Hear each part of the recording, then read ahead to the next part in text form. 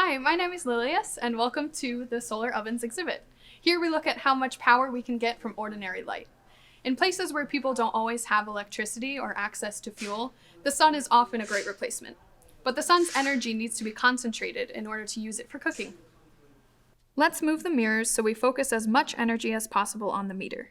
See how it's rising as we add more and more light? So how do we use this? Radiation is a way of transferring energy where no materials have to touch. This is useful when the object we want to use for heat is almost 100 million miles away. Energy leaves the sun as visible light, flies through space, and finally reaches Earth.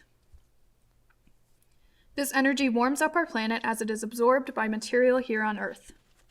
Now we know that the sun gives us a lot of energy, but let's try to understand how much. Take a look at these people running in place. Each of them is using quite a bit of energy to keep going. They would get very tired if we made them keep it up for a whole day.